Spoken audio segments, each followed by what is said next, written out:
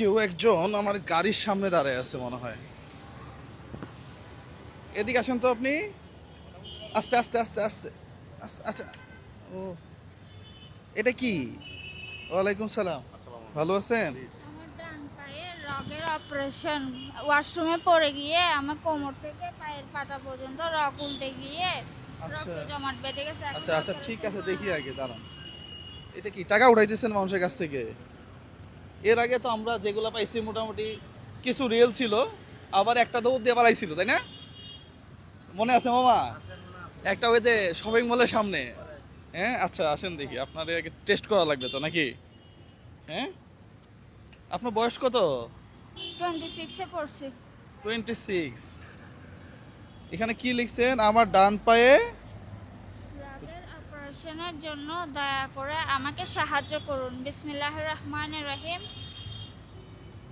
আল্লাহ সর্বশক্তিমান, সবাই সাহায্য করুন, আমিন। কতদিন যাবত এগুলো করেন? আমি প্রথমত 3-4 বার করেছিলাম, এরপরে আমার পায়ের সমস্যা আরও বেড়ে গেছে, তারপর আর করি নাই, অ্যান্ড আজকে আবার বেড়েছি। আচ্ছা আমি হাঁটতে হাঁটতে আমার বাসার ওখান থেকে হাঁটতে হাঁটতে আমি এদিক দিয়ে আসছি। এখন আমি আমি জানতাম না আপনার রেস্টুরেন্ট এখানে, বা আপনি এখানে। মানে আমার সাথে দেখা হয়ে যাবে আর কি, হ্যাঁ, জানতেন না এটা? আমি জানতাম না। Okay fine. কখন বের হইছেন? আমি বেরিয়েছি যে তখন 8:30 বাজতেছে।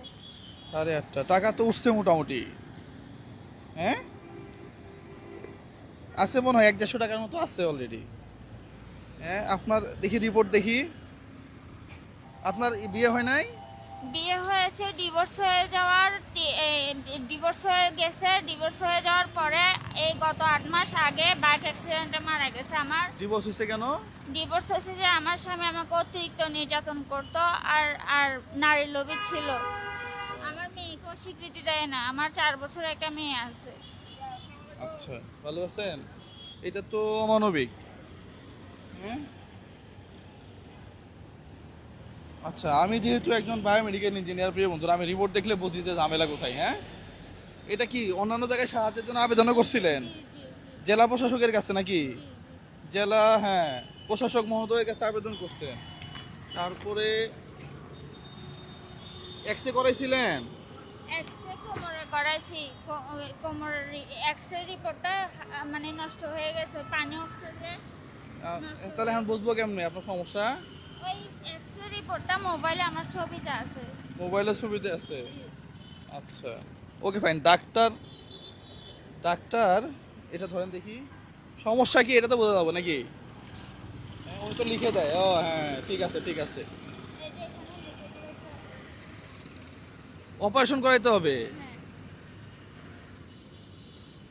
এখন এমআরআই করাইতে হবে। এমআরআই করানোর জন্য বলছে, এক জায়গায় বলছে 15,000, এক জায়গায় বলছে 20,000। এখন আমি টাকাই জোগাড় করতে পারতেছি না। আমি এমআরআই করাবো কিভাবে আর অপারেশন করাবো কিভাবে? কেন সরকারি সরকারি মেডিকেলে হয় না এমআরআই? না, ওখানে করায় না। কেন, এই দেশের মা বাপ নাই? এই দেশের মা বাপ নাই? এই মহিলাটার পা তো একবারে শেষ, রক্ত জমাট বেঁধে গেছে। এখন এমআরআই করাবে সরকারি মেডিকেলে 2-3 হাজার টাকা দিয়ে, সমস্যা কোথায়? মেশিন নষ্ট নাকি? ওখানে বলতেছে যে এমআরআই মেশিন নাকি নাই। নাই, মেশিনই নাই। এত বড় মেডিকেলে মেশিন তো থাকার কথা, মেশিন আছে। ডাক্তার লিখে দেয় অমুক জায়গায় করান, এটা আমার কথা না তো। আবার ইমার্জেন্সি দেখায় যে মেশিন আজকে নষ্ট। একটা আলট্রাসোনোগ্রাম করাইতে চট্টগ্রাম মেডিকেলে লাগে হইতেছে 250 টাকা, আর ওইটা বাইরে করাইতে গেলে 1600 টাকা। ডাক্তার কমিশন পায় অর্ধেক। সমস্যা কোথায়? বাইরেই করো, ওই রিপোর্ট ভালো, তাই না? একটা সরকারি মেডিকেলে এমআরআই হবে না কেন? একটা এমআরআই করতে 15,000 টাকা লাগে, একটা এমআরআই করতে 20,000 টাকা লাগে। ও কি বোঝায় আমারে? এই লাইনে প্রায়, আমি এই মেডিকেল ইকুইপমেন্টের লাইনে 15 বছর। এগুলা এগুলা এগুলা ভণ্ডামি বাদ দিতে বলবেন। বাদ দিতে কারে বলবো? হ্যাঁ, এই দেশের তো মা বাপ নাই। স্যার, আমি তো এইসব নিয়ে আমার কোনো আইডিয়া নাই। আমাকে যেরকম বলছে আমি সেরকমই বলতেছি। এখন কি পা হাঁটেন কি এইভাবে দেখি? আমার পাটা বাঁকা হয়ে যায়, এরকম বাঁকা হয়ে যায়। বাঁকা হয়ে যায়? হ্যাঁ, বাঁকা হয়ে, হাঁটার সময় বাঁকা হয়ে যায়, আর অতিরিক্ত ব্যথা করে আমার, অতিরিক্ত। আপনার এই জায়গা থেকে। আপনার আপনার বেবি আছে? হ্যাঁ, 4 বছরে পড়ছে, সেও অসুস্থ আজকে 2 সপ্তাহ যাবত, তাকে মেডিসিনও এনে দিতে পারতেছি না টাকার কারণে। আচ্ছা, এখন আমি যেটা দেখলাম আপনি ডাক্তার দেখাইছেন বেশ কিছুদিন আগে, জি। নগদ ডাক্তার দেখাইতে হবে, নগদ ডাক্তার দেখাবেন, দেখায়ে ডাক্তার কি বলে ওই অনুযায়ী আমাদেরকে বলবেন নাকি? প্রিয় বন্ধুরা, আপনারা কেউ হেল্প করতে চাইলেও হেল্প করতে পারেন, আমরা সবাই মিলে ওর পায়ের অপারেশনটা করাই দিই নাকি? তুমি তো ভেরি ইয়াং, বয়স কত বলছিলা? 26-এ পড়ছে। 26 বছর বয়স, এখনো যদি পঙ্গু হয়ে যায় তাহলে সারাটা জীবন করবে কি? হ্যাঁ, শোনো, তুমি তুমি করে বললাম, হ্যাঁ তুমি ছোট বোনের মতো, তুমি আজকে গিয়ে ডাক্তার দেখাবা, ডাক্তারের ভিজিট 1000 টাকা ধরো, আর 1000 টাকা যাওয়া আসার খরচ, এই 2000 টাকা।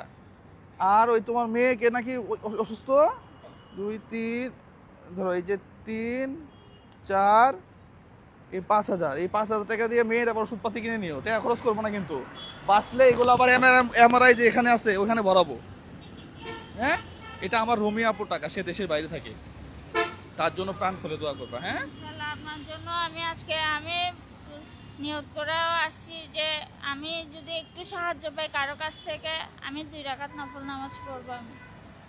ঠিক আছে, তুমি আপুর জন্য নামাজ পড়বা, পাশাপাশি প্রিয় বন্ধুরা দেখেন আসলেই ভেরি ইয়াং একটা মেয়ে, কিভাবে হয়েছে, পড়ে গেছিলা? হ্যাঁ, ওয়াশরুমে পড়ে গিয়ে, আরে, গত বছর আগস্টের 28 তারিখ ওয়াশরুমে পড়ে গিয়ে কোমরে ডিস্কে প্রবলেম হয়েছে। এরপর থেকে একটার উপর একটা রক চাপ খেয়ে রক্ত জমাট বেঁধে গেছে। ও আচ্ছা, ঠিক আছে,